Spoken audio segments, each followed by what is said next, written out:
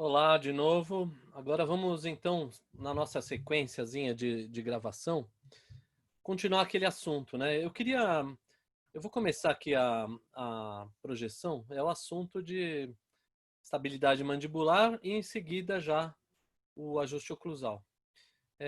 Acabei de fazer aqui um planejamento dessas minhas falas. Eu vou dividir ainda em mais dois vídeos, porque senão fica muito pesado para assistir de uma vez só e para eu falar também. Então, eu vou iniciar com uma breve recordação de alguns elementos que a gente falou no vídeo que acabou, né, no vídeo que precede esse. E aí a gente, quer dizer, no vídeo número 3, esse é o vídeo número 4. E, e em seguida a gente já vai fazer uma introdução para o ajuste oclusal. E a parte de técnica de ajuste oclusal, depois que a gente entendeu toda a parte conceitual, eu vou deixar para o último vídeo. Então, vamos fazer um quinto vídeo, tá bem? Então, vou compartilhar a tela com vocês, novamente, só para a gente recordar algumas coisas importantes e importantes assim da parte de estabilidade mandibular. E aí a gente segue com a parte de introdução do ajuste oclusal e fecha esse vídeo. Aí no último vídeo, técnicas de ajuste oclusal, que para entender a técnica, né, a gente tem que entender toda essa parte conceitual que a gente falou até agora. Então aí nós temos a imagem do livro do Schellenberg mostrando aqueles contatos, né, tanto os de Payne, né, dente a dente, como o dente a dois dentes, como os de Thomas, que é de dente a dente. Então vamos seguir. Aí aqui mostrando exercícios que a gente pode fazer de pintar ou em modelos ou no próprio manequim, que eu sugiro fortemente que vocês façam isso. No manequim é interessante porque dá para pintar e depois apagar e depois fazer de novo. E com isso a gente fixa onde são os contatos ideais, tanto na oclusão do tipo dente a dois dentes, que é a mais comum, quanto no tipo dente a dente. Então, a gente sabendo quais são os contatos e onde eles costumam ficar, na hora que a gente faz o ajuste oclusal, a gente sabe onde desgastar e manter aqueles que a gente deseja que fique. Por isso que eu estou insistindo bastante com vocês nisso. Então vamos com um exemplo esse dente aí. Esse dente aí qual que é? É um primeiro molar inferior, aquele dente famoso que eu comentei que tem o maior, é, a maior mesa oclusal, né? Que é um dente forte, que recebe grande parte da força mastigatória, principalmente nesse sulco central aí que a gente está vendo esses três pontinhos, recebe a cúspide mesiolingual, né, mesolingual do primeiro molar superior, que é a maior cúspide, aquela que é pentacúspide, é uma pirâmide de base pentagonal e que tem 5 vertentes também. Então é um dente muito importante, vale a pena a gente estudar com maior atenção o primeiro molar inferior e o primeiro molar superior. Então vejam, quando a gente observa esse dente, a gente primeiro tem que identificar que lado que ele é. Né? A gente já sabe que é um primeiro molar inferior. Então a gente observa, essa cúspide aqui é muito maior do que essa aqui. Então, primeiro a gente sabe que onde tem três cúspides é o lado vestibular. E onde a cúspide mais volumosa dessas três está voltada para mesial, é a mesiovestibular. Então, por consequência, essa última aqui é a disto vestibular. E a do meio é a mediana, tá? Então, a gente sabendo disso, a gente pode concluir que esse é um primeiro molar inferior do lado esquerdo, né? Tentem fazer a posição desse dente na boca de vocês. É um primeiro molar inferior do lado esquerdo que vai receber a cúspide mesiolingual do primeiro molar superior, obviamente, também do lado esquerdo. E notem que esse contato na fóssula central, como a gente já observou, já conversamos sobre isso, são três pontos que representam o tripoidismo. E a gente precisa daquela estabilidade, tanto no sentido antero-posterior, ou mesiodistal, quanto no sentido látero-lateral, ou vestíbulo lingual. Então, como é que a gente faz esse estudo, de acordo com tudo que a gente viu até agora? Né? Esses são os contatos de interesse. A primeira coisa é a gente marcar as pontas de cúspide e marcar onde estão essas arestas transversais para que elas possam nos guiar. Se a gente sabe onde estão as arestas transversais, a gente vê onde está o ponto e vê se esses pontos estão para mesial ou para distal em relação a essas arestas. Se estiverem para mesial, o raciocínio, quando a gente vê a estabilidade no sentido mesodistal, vai ser um ponto ou stopper ou equalizer. Se tiver na outra posição, a gente vê que é o outro. Então, o primeiro passo aqui é a gente marcar pontas de cúspides e as arestas transversais. Então, ó, identificar qual que é o sentido vestíbulo lingual e mesiodistal, como a gente já falou. E no sentido vestíbulo lingual, a gente imaginar também esses pontos, em que parte que eles se dariam do dente inferior, aqui no caso, para a gente saber se é um contato A, B ou C, como a gente aprendeu da estabilidade nesse sentido vestíbulo lingual ou laterolateral, como eu falei há pouco. E no sentido mesiodistal, a gente tem que relembrar que, por exemplo, as vertentes voltadas para distal dos dentes superiores são as stoppers. E as vertentes voltadas para mesial dos dentes inferiores, que no caso esse dentão aí é um dente inferior, elas estão voltadas para mesial. Então a gente já sabe qual é o lado mesial, qual é o lado distal. Então no caso aqui, que é um dente inferior, a gente vai dizer que é stopper quando ela está voltada para mesial. E a gente vai dizer que é equalizer quando está voltada para distal. Para saber se ele está voltada para mesial ou distal, a gente tem que traçar aquelas arestas transversais. Então, pontas de cúspides e arestas transversais. Então, ó, essa linha pontilhada aí meio marrom são as arestas, e aí a gente identifica, por exemplo, esse primeiro ponto aqui. No sentido mesiodistal, ou antero-posterior, esse ponto está voltado para que lado? Mesial, e é um dente inferior. Então, esse ponto aqui é stopper ou equalizer? Se ele está voltado para mesial e é um dente inferior. Vejam, é stopper. E esse outro aqui está voltado também, é um dente inferior, e está voltado também para mesial. Então, esse ponto aqui vai ser também um ponto do tipo stopper. E esse outro aqui está voltado, tá nessa aresta aqui, dessa cúspide mesiolingual, né? Então seria a aresta distal da cúspide, aresta distal triturante da cúspide mesiolingual. É assim que a gente fala, e é assim que eu quero que vocês se habituem a usar essa nomenclatura quando vocês forem fazer a escultura progressiva também. Então, esse ponto dessa vertente distal triturante, ou seja, está do lado triturante, não do lado liso, da cúspide mesiolingual. Esse ponto, né, essa vertente próximo à fóssula central, está voltado para distal. Se está voltado para distal, é um ponto equalizer. Então, o que a gente pode concluir? Que esses dois pontos que são stoppers, eles são neutralizados por esse outro ponto equalizer. Então, a gente tem em relação a esse tripoidismo apenas, nós temos uma estabilidade, porque temos dois stoppers contra um equalizer. Certo? E no sentido vestíbulo lingual, a gente tem que analisar, por exemplo, aqui, ó, temos um dente inferior. Na vertente externa do dente da cúspide vestibular do inferior, ou seja, para cá, nós teríamos o ponto A.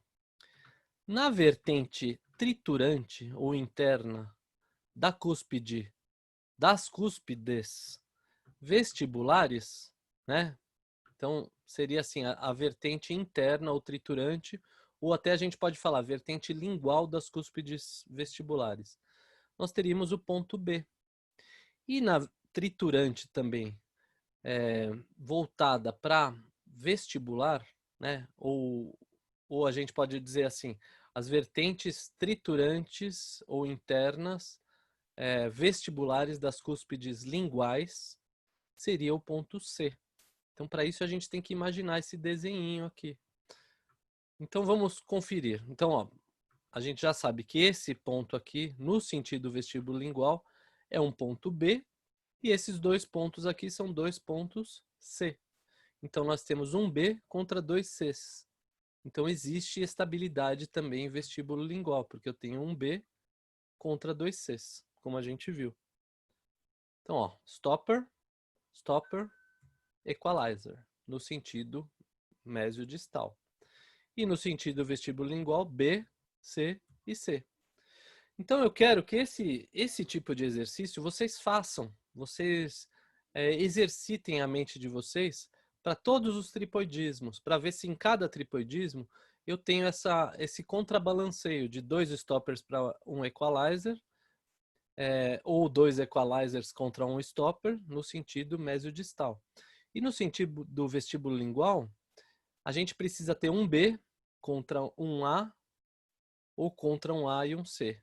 Ou um B contra dois Cs, como é esse caso, ou um B contra dois As. Aí a gente vai ter estabilidade mandibular. Então, retomando aquilo que a gente falou já na aula passada. Para estabilidade, eu tenho que ter um B mais dois As ou um B mais dois Cs. Que é esse caso aqui, é o que a gente acabou de ver no caso anterior. E no sentido mesiodistal, um stopper para dois equalizers ou dois stoppers para um equalizer. No nosso caso, a gente tem essa situação aqui, dois stoppers para um equalizer. E o A, B e o C são stoppers ou equalizer a depender da vertente onde estão, mas é o distal.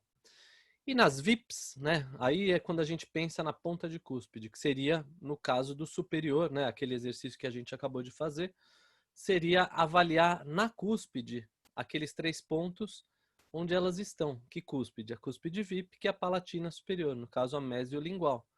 Aí nós temos que ter dois contatos no sentido vestíbulo lingual, sempre temos que ter dois contatos no sentido vestíbulo lingual, e eles serão B barra A ou B barra C, certo? Então, isso é importante quando a gente pensa em cúspide, mas no caso a gente avaliou fossa nesse exemplo anterior. Então, peguem lá, por exemplo, o PDF dessa aula, que está aqui naquela lista de vocês, está aqui embaixo na descrição. E aí nós temos o dente 46, ou seja, o inferior, que é mais ou menos o mesmo dente que a gente fez aquele exercício. Acabamos de fazer o exercício. Então, por exemplo, aqui a gente tem outro tipo de tripoidismo. Que o tripoidismo ele pode variar. Ele pode ser dois por vestibulares, um por lingual, ou dois por lingual, um por vestibular. Aqui nós temos um mais voltado a vestibular e dois linguais, né? Nós temos aqui os três tripoidismos, um em cada cúspide vestibular, e dois tripoidismos aqui, um em cada fossa, na fossa central e na fossa mesial, tá? Só como exercício. Eu quero que vocês peguem todos esses numerinhos aqui desse molar inferior e digam o que cada número representa, tanto no sentido mesiodistal quanto no sentido do vestíbulo lingual. E aí vocês vão fazer a mesma coisa no superior, só que é o superior do outro lado, por isso que não corresponde. Então, um é do lado esquerdo, o outro é do lado direito, certo? Então, façam, quer dizer, esse aqui é do lado direito, esse aqui é do lado esquerdo, isso. Façam esse exercício, deixa eu ver se eu estou certo, eu estou falando besteira.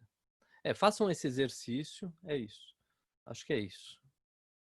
Façam esse exercício e depois tragam a resposta. Então, o primeiro passo é identificar qual o lado do dente. Deixa eu ver se realmente está certo aqui. Não, acho que aqui essa cúspide aqui seria a cúspide distal. Então, na verdade, esse aqui é o 46? E aqui... Então, aqui é o direito, aqui é o esquerdo, é isso. Não, são de hemiarcos diferentes. partes da face diferentes, né? Esse aqui do lado direito e esse aqui do lado esquerdo. Então não fazem oclusão um com o outro, é isso que eu quis dizer. Tá bom? Então aqui é mesial, aqui é distal, aqui é vestibular, aqui é lingual. E aqui nós temos a cúspide, a gente sabe que essa cúspide aqui é a mesio-lingual. Então se é a mesio-lingual, aqui é lingual, aqui é mesial, aqui é vestibular, aqui é distal. Então a gente identifica que dente que é e faz aquele exercício para saber cada ponto desse, que tipo de ponto é no sentido mesio-distal e no sentido vestíbulo-lingual. Ah, isso eu não comentei. A gente falou que a oclusão, né, proposta por Payne é aquela dente a dois dentes e que os contatos às vezes se dão em crista marginal, né? E quando é em crista marginal, que papéis que eles exercem, né? Que a gente não fez esse exercício. Aí a gente tem que usar a seguinte regra. No sentido mesio-distal, a gente tem que ver para que lado é a inclinação. Se é para mesial ou para distal. Aí a gente vai ver se é stopper ou equalizer. E no sentido do vestíbulo lingual, se esse ponto está deslocado, já indo para a vertente ou para o lado mais para vestibular ou mais para lingual. Aí ele vai ser A, B ou C, no caso aí. Então a gente precisa lembrar desses desenhinhos aí que a gente está falando. Esses dois desenhinhos de cima, para a gente lembrar no sentido mesio-distal. E esse outro para a gente lembrar no sentido lateral ou vestíbulo lingual. Sabendo que não vai dar um tripoidismo aí, né? A gente vai ter contatos sem estabilidade. Mas é interessante a gente fazer esse exercício também para saber se é stopper ou equalizer no sentido mesio-distal e se é A, B ou C no sentido vestíbulo lingual. Então, nesses casos aí, a gente não vai ter aquele contrabalanceio que dá a estabilidade como a gente tem no tripoidismo, tá bom? Nos contatos de cúspide e fóssula. Aqui é um contato em crista marginal que a gente já sabe que é um contato não estável, gera um plano inclinado, tem a tendência em separar o dente, etc. E aí o dente vai ter estabilidade pelo conjunto de contatos que ele vai ter, tá bom? Então, agora a gente já pode passar para o próximo assunto. Gente, então, feita essa última recordação e essa proposição que vocês façam esse tipo de exercício, vocês podem, eu sugiro que vocês pausem esse vídeo nesse momento, façam esses exercícios que foi proposto para a gente começar a falar o assunto do ajuste oclusal em si.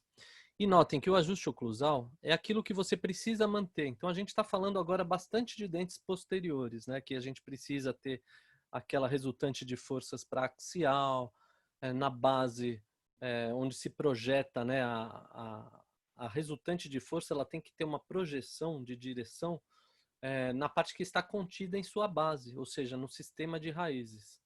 Se estiver fora dessa projeção, significa que o componente de forças tá sendo uma resultante inclinada, ou seja, uma resultante não axial. E isso não é favorável, então pode dar alguns daqueles problemas, ou seja, dá uma situação de não estabilidade. Então a mandíbula vai tocar num ponto e vai deslizar ou para frente, ou para os lados, ou para a lateral, ou para a medial. O ajuste oclusal ele serve para a gente voltar a ter essa situação de estabilidade e axialidade, quando a gente fala de dentes posteriores. Então agora, a gente vai conceituar o que é o ajuste oclusal e depois, no próximo vídeo, como eu falei, a gente vai falar a técnica de ajuste oclusal. E falando em termos bem simples, assim, o ajuste oclusal ele visa a gente ter essa axialidade posterior e nos dentes anteriores a gente ter aquelas guias de orientação dos movimentos bordejantes quando a mandíbula faz suas excursões, tá? Então, vamos dar uma conceituada, conversar um pouco, assim, essa introdução do que é o ajuste oclusal, o que ele se pretende fazer, para que ele faz, que é basicamente o que eu acabei de dizer, e depois a gente vai para a técnica de ajuste oclusal, tá bem? Então vou voltar a compartilhar a tela com vocês para a gente conseguir fechar esse assunto em 2 vídeos, como eu programei, para ficar mais simples e tranquilinho da gente entender. Então, ó, ajustes da oclusão, o que são? É a modificação da forma oclusal dos dentes com a intenção de equilibrar o estresse oclusal, a força da mordida, produzindo contatos distribuídos e harmonia da relação intercuspídica. Então, essa definição está no livro desses autores aí, Hanford e Ash, que são autores clássicos aí da oclusão. Então, é um livro bem clássico também, assim como o Dawson é. Para esse assunto aqui, eu chamo a atenção novamente das nossas bibliografias recomendadas. Então, tanto técnica quanto conceitos, a gente vai encontrar nessas referências que estão aí listadas, tá? Eu chamo a atenção para essa última, que é uma referência simples, é uma apostila proposta na década de 80 pelo professor Jansson, que é um professor da USP de Bauru, foi um professor dessa época, que ele contribuiu muito para a oclusão no Brasil e mundialmente falando. Essa mesma técnica do Jansson tá descrita no livro do Baratieri. Então tem nesse livro do Baratieri essa técnica que é a mesma, talvez um pouco mais simplificada. No livro do professor Fernandes Neto, que é de Uberlândia, e assim vai. Mas assim, a base está nessa apostilinha da década de 80 do professor Jansson de Bauru. Então, se vocês tiverem acesso a essa apostila, é muito interessante, tá bom? Eu recomendo. Tá em desenhos simples de serem entendidos. E eu vou tentar agora, nessa parte, nesses 2 próximos vídeos, falar de uma maneira muito clara e simples. Um assunto que é difícil e é um assunto delicado de ser entendido. Mas uma vez que a gente entende o raciocínio por trás disso tudo, a técnica acaba ficando mais simples e fácil de ser entendida, tá? Então, por isso que eu estou colocando dessa forma. Então, primeira coisa que a gente precisa é entender o raciocínio do que é o ajuste. O ajuste, quando a gente faz, por exemplo, uma restauração, né? Essa restauração ela pode estar além do que ela deveria estar ou estar aquém. Normalmente a gente faz a mais. Então, a gente vai remover o que representar obstáculo para as funções. Ou seja, lembra quando a gente falou de espaço funcional livre? Vai ser aquilo que atrapalha a liberdade dessas funções. Então, a palavra, essa expressão espaço funcional livre é um espaço vazio que eu preciso ter para que proporcione liberdade para que o sistema execute algumas funções. E aí eu coloco mastigação, fonação, deglutição, beijo, etc.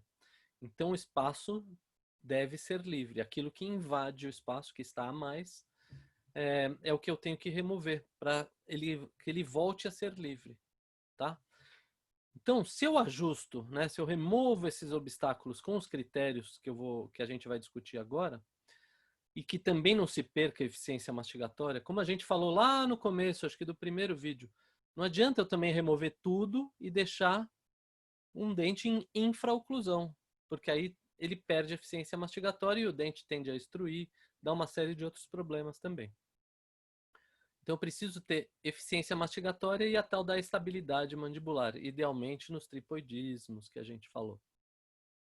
E aí os limites do movimento, né, que a gente não faz com frequência. Quando eu falo assim, limites do movimento, são aqueles movimentos bordejantes.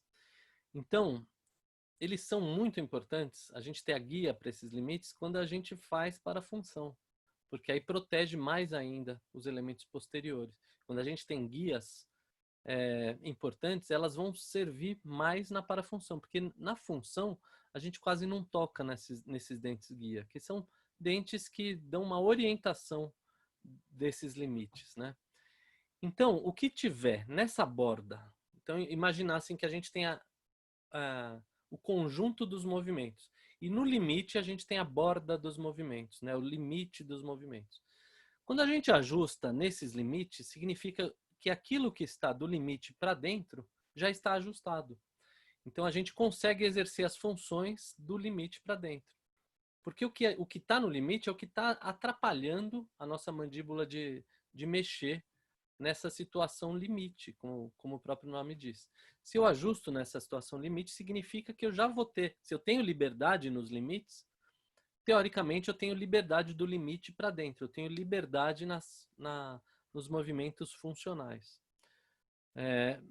Então, eu preciso ter essa liberdade excêntrica e em excursões. O que isso significa? Na hora que eu fecho excêntrica, eu tenho que ter contatos distribuídos bilateralmente, com a mesma intensidade, força, se possível, números de pontos de contato similares de um lado e do outro, bilaterais, simultâneos, e que em excursões, quando a mandíbula vai bordejantemente falando, para frente e para os lados, em protrusão ou lateralidade, que eu tenha liberdade, ou seja, não bata dentes posteriores. Aí a gente tem que retomar aquele conceito de oclusão mutuamente protegida. Quando a mandíbula faz excursões, eu não posso incidir forças oblíquas sobre dentes posteriores, pois eles só estão preparados para aquela resultante de forças axiais, como a gente já comentou bastante. Então tem que ter liberdade em excursões, para que não ocorram esses componentes de forças oblíquas nesses dentes posteriores. E entendendo que os anteriores vão ser simplesmente uma orientação, de onde é o limite bordejante desses movimentos, para frente e para os lados, ou laterotrusivos, né, a combinação de todos. E aí a estabilidade e alinhamento da mandíbula, ou seja, quando a mandíbula está na casinha dela, né, da ATM, quando ela está em relação central, idealmente os dentes teriam que estar em oclusão sem atrapalharem. Então, isso é um critério de oclusão ideal, que a gente usa nas nosso planejamento e execução de oclusão terapêutica, como a gente já falou, ortodontia, cirurgia ortognática, ajuste oclusal e as próprias restaurações. A gente tem que basear em conceitos de oclusão ideal, que são aquelas que menos abusam da capacidade adaptativa do sistema e que estão dentro do limiar de tolerância, né? Menos avançam esse limiar de tolerância.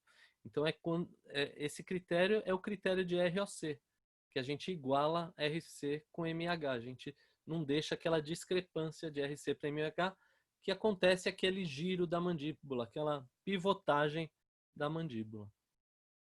Então, eu costumo dizer assim, que a gente ajusta na desoclusão, a gente pede para o paciente, raspa o dente, abre e fecha, depois raspa o dente. A gente ajusta na desoclusão porque é o contrário da oclusão. Se eu ajustei na desoclusão, significa que na hora que ele estiver mastigando ou fazendo qualquer outro movimento funcional, beijando, deglutindo, falando, não vai representar um obstáculo naquele local, não vai invadir o espaço funcional livre. Então eu ajusto na desoclusão porque é o contrário da oclusão. Então aqui nós temos uma boca, né, representando o MH dessa pessoa, com contatos bilaterais simultâneos, contatos cêntricos. E quando a gente faz as excursões, no caso aqui uma excursão de protrusão, temos a guia anterior protrusiva ou incisiva, que vai desocluir os elementos posteriores. Então é aquela guia de orientação que a gente vê que quando faz esse movimento, rapidamente desencostam os dentes posteriores, formando aquele espaço, né? Aquele espaço de Christensen. É o fenômeno de Christensen, que a gente já comentou na aula de guias também. E quando a gente faz lateralidades, essas lateralidades podem ser também orientadas em movimentos bordejantes por exemplo, um padrão de orientação ou um padrão de guia pelos dentes caninos do lado de trabalho e desencosta todos os outros dentes do lado de trabalho, que é o mesmo lado do movimento, desencostam os dentes anteriores e os outros dentes anteriores e desencosta também do lado contralateral, o lado oposto ao movimento, que é o lado de balanceio ou o lado de não trabalho, como a gente fala hoje em dia. Se tem um toque, pode representar uma interferência. Se for um toque do lado de trabalho, vai ser uma interferência em trabalho. Se for um toque do lado de não trabalho, uma interferência do lado de não trabalho ou uma interferência em balanceio. E a gente já discutiu as implicações da gente ter uma interferência, seja ela do lado de trabalho, seja ela do lado de balanceio. E nós também vimos que essas guias, que não são patológicas, não são as ideais, mas não são patológicas também, são as guias com função parcial de grupo e função total de grupo. Quando a gente tem o canino e mais um ou dois dentes ajudando o canino, né, mais um ou dois dentes para posterior do canino, simplesmente ajudando ele nesse arrasto, né, desse movimento bordejante, sendo que a maior força sempre está de anterior para posterior. Aí não se chama interferência, mas chama função parcial de grupo. Quando a gente tem até a cúspide mesiovestibular dos primeiros molares superiores contra os inferiores, a gente chama de função total de grupo. Então, para isso ficar mais fixadamente esse conceito, quem ainda não tem isso muito claro, eu sugiro que volte lá naquela aula de guias anteriores, que a gente comenta sobre isso também.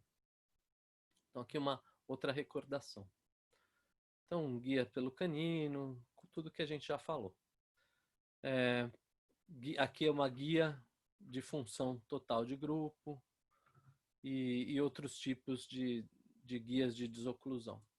O total de grupo, o parcial de grupo. Então, voltando ao conceito do que são ajustes da oclusão. Eles podem ser por desgaste, ou seja, quando a gente tira isso que está a mais, né? A gente reesculpe a superfície oclusal, permitindo o fechamento mandibular linear, sem desvios para a máxima intercuspidação. Então é aquela história de não tocar antes em algum ponto interferente que faça a mandíbula deslizar, ou para anterior, ou para fora, né, para lateral, ou para medial, que são as situações que podem ocorrer, ou da mandíbula não fechar. Ela toca naquele ponto e não fecha. Então isso é que a gente precisa prestar atenção. Pontos que interferem no fechamento livre da mandíbula, para que ocorra um fechamento mandibular linear e sem desvios, sem deflexões, ou para anterior, ou para lateral, ou para medial. Então, esse ajuste oclusal, ou outro nome falado é coronoplastia, é o estabelecimento da força de oclusal fisiológica, né? Aquela distribuição, para a reformulação dos dentes através do desgaste seletivo. As regras fundamentais são minimizar as forças laterais nos dentes posteriores, não permitir alterações da dimensão vertical, que se a gente desgasta, lembra que a gente não só deixa em infraoclusão, mas a gente perde o apoio da contenção posterior. Então, existem regras para a gente não permitir ou minimizar essa perda da altura facial dessa contenção posterior. E preparar um contorno dental adequado para estabelecer eficiência mastigatória ótima, ou seja, um contorno anatômico que vá me proporcionar eficiência mastigatória. Eu não posso remover o contato, como a gente já foi falado. E a gente precisa dar estabilidade mandibular. Então, o conceito de estabilidade mandibular está muito ligado ao de eficiência mastigatória, capacidade de trituração dos alimentos. Então, aqui nós temos aquele envelope de movimentos bordejantes de Posselt, no sentido aqui na vista sagital, e nós temos aquele esquema de ver como que a mandíbula faz como se fosse um compasso, fazendo aqui nessa vista axial, ela vai para anterior e vai para medial, aqui no caso. Que lado que vai? O lado de não trabalho, o lado contrário ao movimento, porque o lado do movimento é onde a flechinha está apontando aí para a esquerda. Então, o lado para o qual o movimento vai, ele simplesmente gira como uma ponta seca de um compasso. E o outro vai para, nessa vista axial, vai para anterior e vai para medial. Tem um componente que vai para inferior também, mas nessa vista não é possível ver. E esse ângulo que está sendo formado aí, a gente já falou, é o ângulo de Bennett, né? Que a gente usa assim, o critério de ser 15 graus como um ângulo médio para esse ângulo. Então, novamente, os objetivos e lógica de um ajuste é não modificar o padrão fisiológico adaptado, ou seja, que não haja sinais, sintomas de patologia oclusais em bocas não tratadas. Aí volta aquela discussão que a gente considera, faz considerações, o que é interpretar a natureza e o que é o que é que a gente quer proporcionar para as pessoas para as quais a gente faz intervenções odontológicas, que padrão de oclusão que a gente vai ter. E aí a nossa referência é o padrão de oclusão ideal, que é aquela que menos abusa da capacidade do sistema. Então, ó, numa boca tratada, ou seja, numa boca que a gente faz uma intervenção odontológica, todas as modificações que a gente vai fazer, restaurações, próteses, ortodontia, cirurgia ortognática, etc., como a gente vem falando, devem oferecer um mínimo de abusos do sistema. Ou seja, não pode exceder a capacidade adaptativa, não pode exceder o limiar de tolerância. Pois como a gente não conhece a capacidade adaptativa e não se oferece, como a gente não conhece, a gente não vai oferecer, na verdade, fatores de riscos ou obstáculos à função livre do sistema estomatognático. E vamos procurar preservar e conferir a estabilidade do sistema, que é aquilo que a gente falou na parte de estabilidade mandibular também. Ou seja, os dentes eles não podem interferir no periodonto, não podem interferir na musculatura, não podem interferir no arranjo aqui da articulação e no encaixe com o restante do crânio. Então a gente tem que dar eficiência mastigatória, dar estabilidade e permitir a liberdade de movimentos, né? Então vejam, isso é o difícil, porque a gente tem que conferir a estabilidade ao mesmo tempo que a gente não pode representar obstáculos para essa liberdade. A mandíbula, quando ela faz os seus movimentos, ela não pode dar trombada em nenhuma parte do dente, ou de um dente ou de vários dentes. Se ela der essa trombada, vai ser as interferências. Se na hora que ela vai fechar, ela encosta antes, num determinado ponto, e ela desliza, aquilo também é um contato prematuro, né? Um contato que é um obstáculo para essa liberdade dela. Então, os princípios de oclusão eles servem apenas como parâmetro para a reabilitação. Eles trata-se de um padrão terapêutico que não podemos usar esses princípios para avaliar oclusões naturais. Na natureza, o único princípio é o do equilíbrio, como a gente já falou também em outras aulas. Então, novamente, reforçando assim que para a gente ter saúde periodontal, um dos fatores, além, que vocês aprendem isso em periodontia, além da gente ter saúde em relação à microbiota, que não tenha acúmulo de biofilme, não forme cálculo, que isso gera inflamações para a região do periodonto de proteção e que depois podem evoluir para problemas no periodonto de sustentação. Se a gente tem forças deletérias associadas a esses problemas periodontais de micro-organismos e inflamação, a gente vai ter uma resposta exacerbada do nosso sistema imunológico e vai ocorrer uma aceleração na destruição desse sistema de periodonto. E muito disso acontece quando o componente de forças em dentes posteriores não é axial, ou seja, a gente tem uma força talvez mais excessiva num determinado dente. Quando a gente toca sempre naquele dente lá, é como se toda a força da nossa musculatura, aqueles de 80 a 120 quilos, fossem só naquele dente. Então, quem tem parafunção, por isso que eu digo, quem tem parafunção, as guias protegem mais ainda os dentes posteriores. Quando a gente não tem, a gente tem parafunção e as guias não são tão adequadas, aí quem vai sofrer são esses dentes que estão no meio do caminho, que representam um obstáculo para o movimento da mandíbula. E se o componente de força desses dentes tiver fora da axialidade para a qual esses dentes posteriores estão preparados, aí a gente vai ter uma exacerbação dos problemas periodontais, associado aos problemas de acúmulo de sujeira, etc., bactérias, inflamação, reação imunológica. E isso é lesivo ao periodonto. Então, aqui dizendo mais ou menos o que a gente já falou, depois eu quero que vocês leiam esses slides, estudem com maior calma, mas é basicamente o que a gente falou. A gente não quer que os problemas de micro-organismos, inflamação, etc., se associem a uma excessiva carga de peso, uma carga mecânica sobre esses elementos. E aí existem critérios de quanto que eu tenho de osso que circunda a raiz para dar a sustentação que o elemento precisa. Se eu tenho menos, eu vou ter, lógico, assim, um maior desafio contra uma menor proteção. Então, o elemento pode sofrer mais.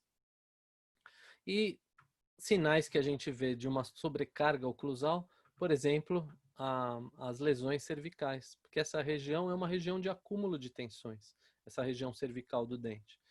Então, quando o dente ele não fratura, ele não desgasta, ele não migra de sua posição, ele vai acumular tensões nessa região cervical. Então, as lesões não cariosas, como no caso aí é uma lesão em formato de cunha, né? Uma lesão de abfração, a gente vai observar. Poderia ser uma recessão também, a gengiva subir, né? Ir para mais apical e exposição da raiz, né? Poderia ser também. Então, todas essas situações acontecem. Exacerbação de bolsas, mobilidade dentária. Por isso que o Dawson, ele conceitua como um dos critérios para a gente avaliar se a oclusão está boa, é a ausência de mobilidade, ou seja, se os dentes estão firmes. Reabsorções externas da raiz, e aí mostrando os dentes fazendo atrição, né, encostando um com o outro, em alguns movimentos que sempre que ele atritar um com o outro, ou ele vai fraturar, ou ele vai desgastar, ou ele vai migrar, né? É uma força muito excessiva.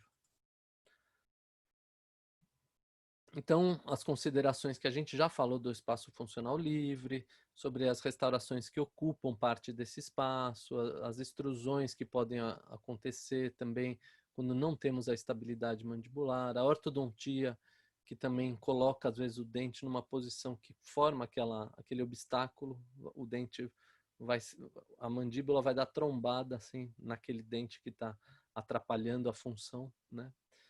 E tudo que a gente já falou até agora, ó, desgaste, fratura, migração, mobilidade, recessão, abfração, pode acontecer uma série de coisas. Leiam esses slides com calma, aqui está descrito tudo isso que eu falei de uma maneira um pouco mais sistematizada.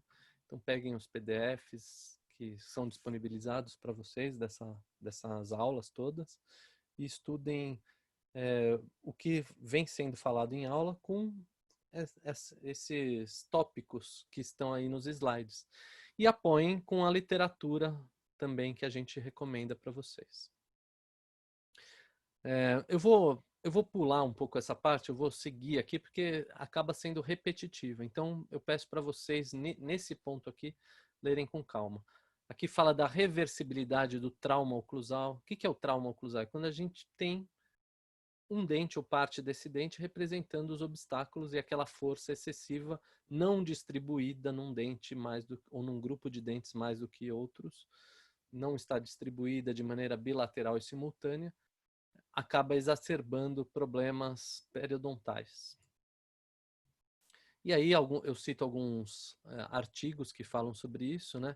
O efeito da oclusão, né, ou da parafunção na periodontite. Então, o que é a associação do problema oclusal juntamente com o problema microbiano, do problema da reação imunológica do sujeito e como isso se dá em relação à periodontite.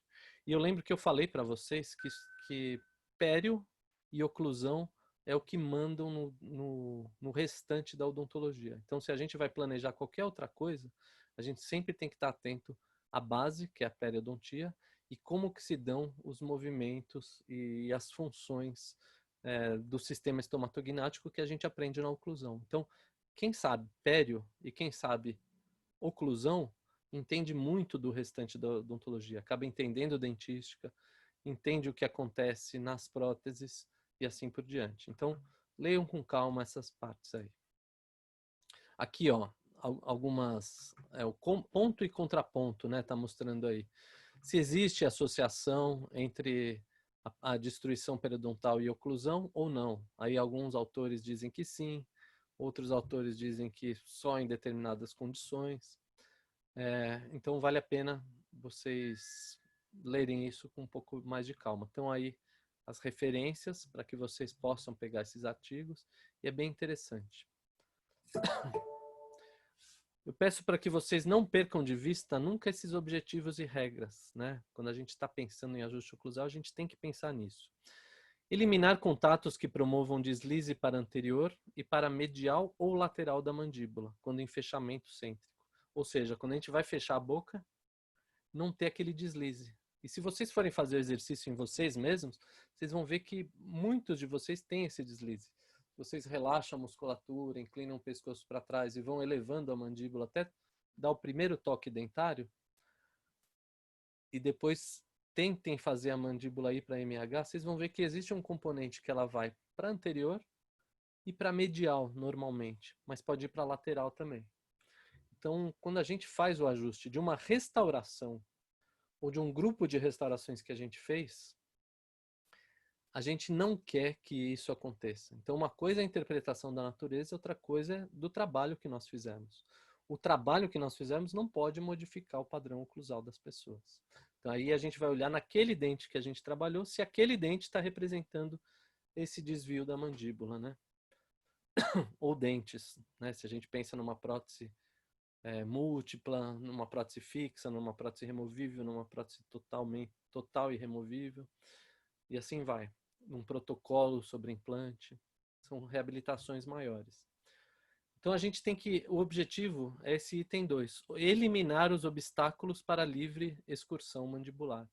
Esses itens são repetitivos, mas são fundamentais para organizar a nossa mente, para que a gente saiba exatamente onde a gente quer chegar e o que a gente não pode ter. Senão a gente não consegue realizar a técnica de ajuste oclusal. Os vetores resultantes de forças dos dentes posteriores têm que estar no longo eixo e a dissipação de forças no sistema periodontal e esteios ósseos, como a gente já falou também. Outra coisa, esse quarto ponto aí, não diminuir a altura das cúspides, principalmente as cúspides de contenção cêntrica, que são as que dão altura facial. Se elas dão a contenção cêntrica, elas dão a altura facial, que é a DVO.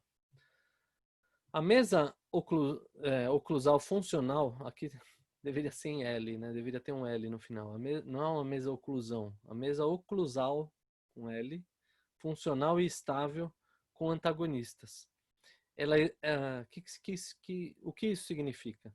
Né? Aqueles tripoidismos estáveis, aqueles pontos que se anulam no sentido mesiodistal e vestibulolingual, elas têm que exercer a função mastigatória, de trituração do alimento, e se manter estável ao longo do tempo e, quando a gente fala de cúspides VIPs, né, de contenção cêntrica, manter a altura facial também.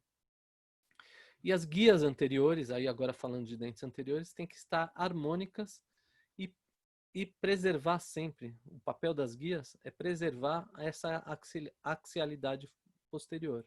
Então essas guias elas têm que trabalhar em conjunto quando a gente pensa nos incisivos. E quando a gente pensa em caninos, elas têm que proteger os dentes posteriores na lateralidade. E na protrusão, trabalhar conjuntamente, também não pode estar um dente tocando mais que o outro mesmo em protrusão, porque senão aquele dente, a tendência é ou ele desgastar, ou ele migrar, mudar de posição, fraturar.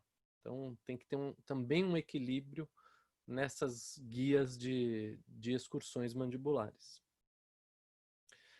Então, ó, ajustes da oclusão em dentes naturais é o que atrapalha, né, de RC para MH e a volta também de MH para RC.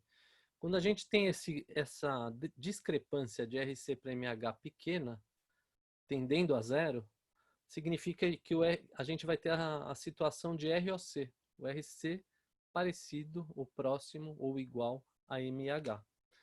Então, quando a gente planeja próteses totais, protocolos sobre implantes, que vocês vão aprender o que é, mas é uma grande reabilitação, tipo uma prótese total que é parafusada sobre alguns implantes. E grandes reabilitações que envolvam a boca toda, a gente vai usar esse critério de RC ser igual a MH. Para quê? Para abusar pouquíssimo da capacidade adaptativa do sistema e que a gente use critérios de oclusão ideal. E quando a gente tem uma reabilitação menor, que são próteses parciais, pequenas reabilitações e até restaurações, a gente vai usar o critério de manter a MH que a pessoa tem. Então, isso aí não significa que a gente vai perpetuar interferências. Na verdade, a gente vai manter o padrão oclusal que a pessoa tem, que no caso aí é o padrão que a gente vai ter, a referência que a gente vai ter é a MH do paciente, só que a gente, naquela restauração, ou no grupo de restaurações que nós formos executar, elas também não podem elas interferirem tanto na axialidade dos dentes posteriores, ou seja, na não axialidade dos dentes posteriores, ou no caminho que esses dentes, que a mandíbula tem que fazer. Esses dentes não podem representar interferências em excursões. O que mais? Agora a gente vai falar um pouco sobre os ajustes da oclusão, não por desgaste, mas por acréscimo, quando a pessoa perdeu parte da estrutura dental, ou para haver um equilíbrio, ao invés de fazer desgastes, eu vou planejar acrescentar onde não tem estrutura dental que dê a estabilidade.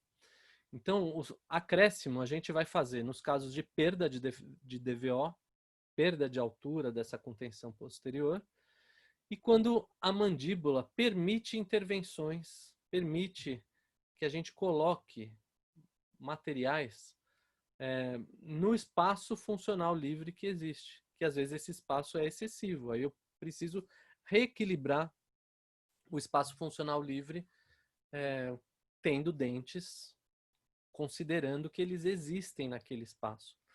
E aí não é que eles vão invadir o espaço funcional livre, mas o espaço funcional livre ele está aumentado porque houve alguma perda de alguns elementos. Ou então é um espaço funcional livre que permite algum acréscimo em alguns elementos dentais que não vão dar prejuízo de interferência nessas funções, nessa liberdade de funções. Desde que esses acréscimos não sejam tamanhos a ponto de eu aumentar a dimensão tanto que a mandíbula entre em translação. A pessoa tende a abrir a boca para entrar em translação. Aí eu não vou ter também estabilidade mandibular. Eu posso até ter estabilidade dentária, mas eu não vou ter estabilidade articular. Então, a mandíbula, ela tem que estar, as cabeças da mandíbula tem que estar nas fossas mandibulares. A gente tem que usar como critério manutenção da relação central. E quando a gente fala agora em oposição aos ajustes da oclusão por desgastes, o que são? São pequenos acertos em esmalte. Isso quando está falando em esmalte, significa que não são em reabilitações que a gente fez. Seguidas de critérios da regra dos terços, que a gente vai falar no próximo vídeo. Quanto mais próximos das pontas de cúspides, quanto mais eu tenho que ajustar perto da ponta de cúspide, ou seja, não perto do sulco, e fossas, melhor. Né? Então, existem critérios que quando está longe da ponta de cúspide, acaba ficando mais difícil fazer o ajuste. Quando está longe do sulco, fica mais difícil. Significa que eu vou desgastar mais dente. E aí existe uma regra que eu divido essas cúspides em alguns terços, em 3 terços, e eu vejo se está no terço perto da fossa ou não. Se estiver longe, a gente vai ter um prognóstico pior. E a gente já vai falar sobre isso. Reconhecer limitações de possibilidades de ajuste por acréscimo, ou seja, não é sempre que a gente pode fazer. Uma limitação é quando a gente entra em translação, o ajuste é tão grande por acréscimo que eu vou aumentar a DVO da pessoa a ponto da mandíbula sair da estabilidade das cabeças da mandíbula na região de ATM. Ou então, quando eu invado muito o espaço funcional livre, e aí perde o sentido também. Então, essas são as limitações dos ajustes por acréscimo. E por desgaste, eu também não posso desgastar, ir desgastando, querendo igualar, sair do MH e igualar para o RC, às custas de desgastar dente, de perder a dimensão vertical. Aí é o contrário do que a gente pensaria para o acréscimo. Então, essas são as limitações que a gente tem que pensar. Entendendo essas limitações, aí sim, ó o que está escrito lá. Eu vou recorrer a outras soluções que não firam os princípios da oclusão. Posicionamento mandibular e função que não abuse da capacidade adaptativa do sistema. Então, muitas vezes eu tenho que fazer reposicionamento de dentes, né? Quando eu não consigo, ou por ajuste ou acréscimo, eu tenho que pensar numa ortodontia, eu tenho que pensar em uma cirurgia ortognática que realinha esses dentes também, ou numa combinação de alguns outros tratamentos que não sejam nem o ajuste oclusal por acréscimo e nem por desgaste. Então, entender quando eu não consigo fazer o ajuste oclusal, ou por acréscimo ou por desgaste, é também muito importante. E esse conceito aí que está na última linha aí, dizendo cêntrica longa, é quando eu tenho um caminho de RC para MH sem obstáculos. Então, a mandíbula ela consegue transitar tanto para a máxima intercuspidação quanto para a posição de RC, sem ter obstáculos dentários também. Então, é uma técnica de ajuste que a gente busca essa tal de cêntrica longa. Chama cêntrica longa porque aquela rampinha que formaria na vista sagital de RC para MH, ela vira uma reta. Então, vira uma cêntrica longa. Ou liberdade excêntrica, desde que não perca a DVO, ou seja, eu não posso querer fazer isso desgastando cúspides de contenção cêntrica ou cúspides de suporte. Então, quando que a gente monta no articulador ou em RC ou em MH? Existem esses critérios que foram propostos numa aula do professor Marcelo Gomes, que é o professor que vocês vão ter de prótese parcial removível, de implante. É um professor muito criterioso, especialista em prótese, né, dessa área, que ele diz o seguinte: a gente vai montar em MH, e às vezes não precisa nem de registro interoclusal, quando a gente tem estabilidade oclusal, que é a mesma coisa que estabilidade mandibular, e que a gente tem estabilidade de montagem, quando a gente põe os dois modelos e vê que eles não fazem aquele joguinho de balançar assim. Um ou dois, e quando isso acontece? Um ou dois preparos posteriores ou em preparos anteriores, né? Quando a gente faz o preparo nos dentes anteriores, os dentes posteriores mantêm a estabilidade. E quando a gente mexe de 1 a 2 dentes posteriores, a gente também não vai ter tanta perda de estabilidade de um lado para o outro, né? E quando é que a gente usa, quando a gente precisa do artifício do registro? Em MH, né? Ou seja, eu vou montar em MH, mas aí eu preciso de um registro interoclusal. Quando? Quando eu tenho estabilidade oclusal, mas não tenho estabilidade de montagem. Então, que situações são essas? Quando eu não tenho estabilidade de montagem, mas tenho estabilidade oclusal. Quando eu tenho dentes posteriores, né, preparos unilaterais em um quadrante, e posteriores, preparos unilaterais em 2 quadrantes antagonistas, né? Então, se eu preparo aqui do meu lado superior direito e o meu lado inferior esquerdo, na hora que eu vou tentar casar essa mordida, ela se perde por conta do que eu desgastei, né, na oclusal de dentes em quadrantes contralaterais, vamos dizer assim. E eu vou montar em RC quando? Vocês vão ver que é quando eu tenho menos referência ainda. Eu não tenho estabilidade oclusal e também não tenho estabilidade de montagem. Então, se eu não tenho as referências dentárias, eu vou ter que ter uma referência articular. É basicamente isso. Quando que isso acontece? Quando eu preparo mais, quando eu acabo não tendo tantos contatos dentários para me fiar. Nos dentes posteriores, preparos bilaterais e nos dentes posteriores, preparos unilaterais daquele sentido que eu falei. Então, é um critério interessante. Para simplificar tudo isso que está escrito, seria assim: quando eu tenho referências, eu vou para MH. Quando eu não tenho referências, eu vou para RC.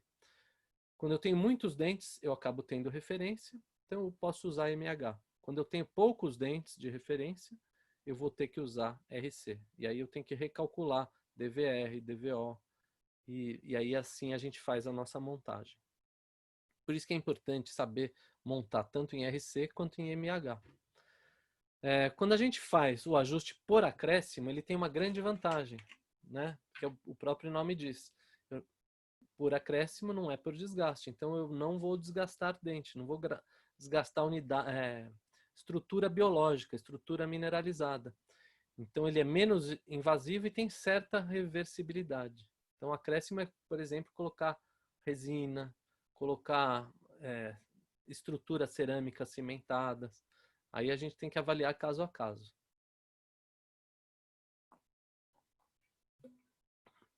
Essa imagem aí Aposto que eu tirei aqui na padaria que tem aqui do Suspiro, aqui embaixo aqui da faculdade.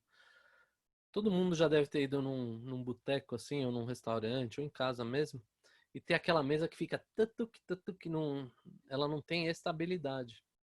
E aí quando a gente dobra um guardanapinho e coloca na, debaixo do pezinho da mesa que não está encostando, o que a gente está fazendo é um ajuste por acréscimo. Então é como se a gente fosse fazer isso nos nossos dentes. Se eles não tocam, não tem aquele toque bilateral e simultâneo, com os mesmos toques dos dois lados, a gente tem que acrescentar onde está faltando para a gente ter um reequilíbrio dessa distribuição de forças, que é o que a gente faz na mesinha. Eu usei esse exemplo porque é um exemplo engraçado e que a gente acaba entendendo rápido.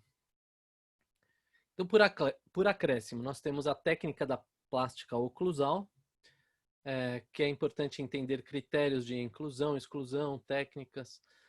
Recuperamos dentes anteriores, né? A técnica da plástica oclusal é uma técnica proposta pelo professor João Palmieri, de Brasília, que é um grande dentista, um grande profissional, uma pessoa maravilhosa, simpático, que gosta, assim, talvez como eu e o pessoal da equipe, assim, gosta de discutir sobre o conhecimento e não simplesmente ser famoso pela fama, mas sim por saber, e aí a fama, que ele é um cara famoso, vem por consequência, né? Então é uma pessoa sensacional, agradabilíssima, que eu tive a honra de conhecer e conviver com ele. Então eu agradeço muito ao professor João Palmieri por ele ter me mostrado essa técnica aí de ajuste oclusal por acréscimo, que se chama técnica da plástica oclusal.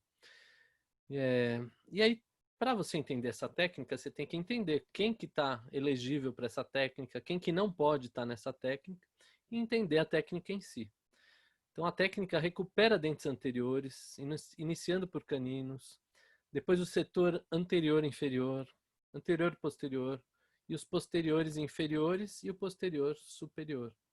E ele usa tabelas de dimensões dentárias, que é um tipo de filosofia até da escola de oclusão aqui da América Latina, do Mercosul, principalmente o pessoal da Argentina. Eles têm essa técnica de recuperar a DVO baseado em tabelas de dimensões dentárias. E essas tabelas a gente encontra em livros de anatomia dentária. Então vale a pena se aprofundar nessa técnica da plástica oclusal. Então aqui eu estou citando aqui um artigo que ele descreveu essa técnica numa revista. Quem quiser, eu acho que eu tenho esse artigo, depois eu posso disponibilizar para vocês.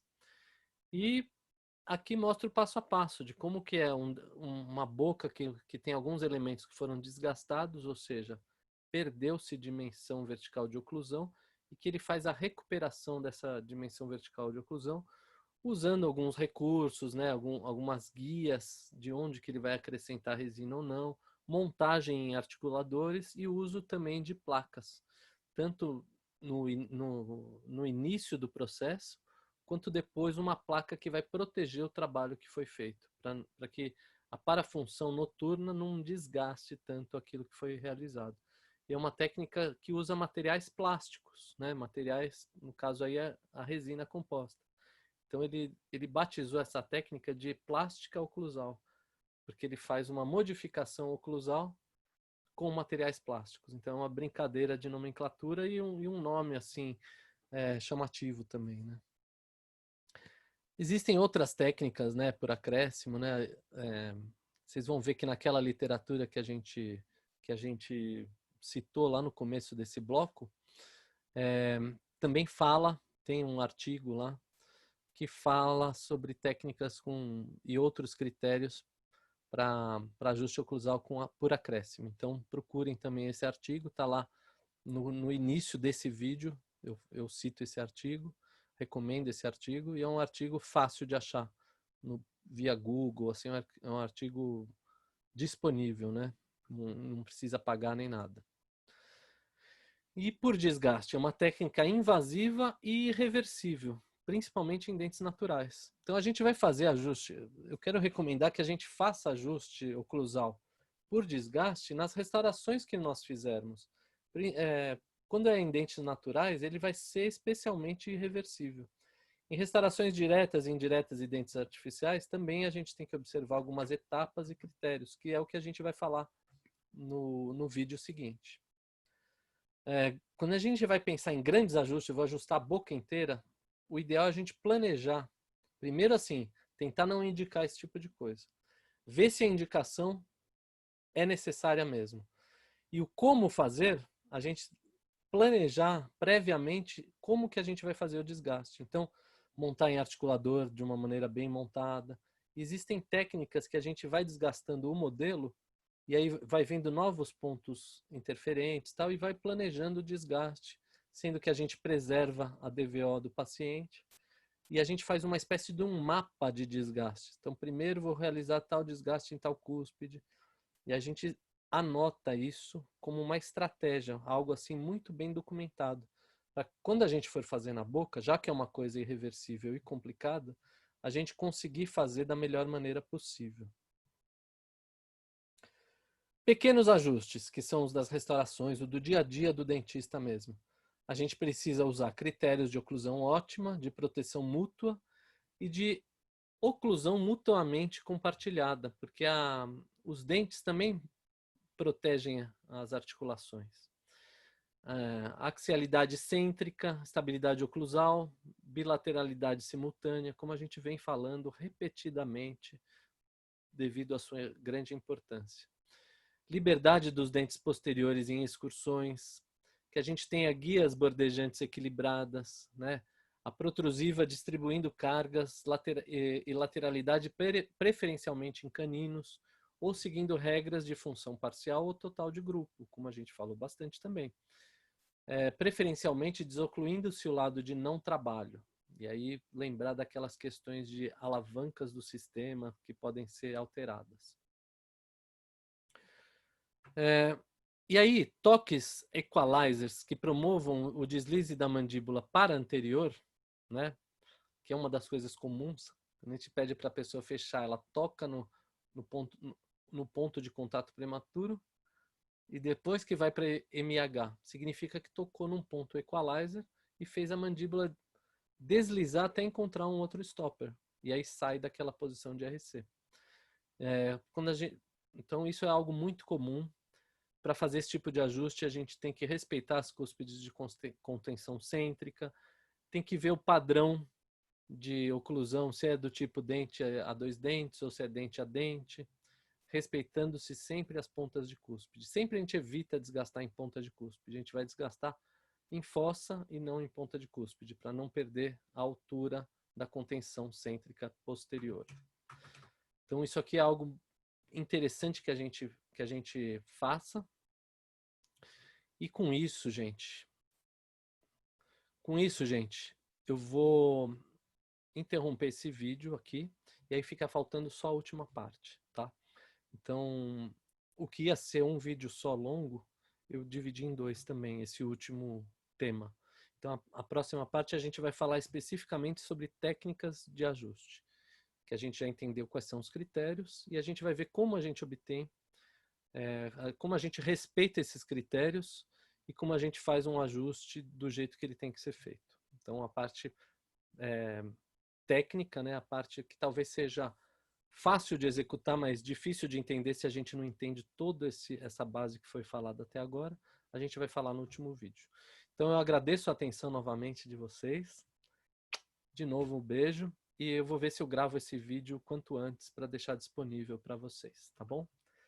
Obrigado e dúvidas, estamos sempre à disposição. Mandem mensagem aí pra gente, conversem com a monitora e estamos à disposição. Beijo em todos, de novo. Tchau.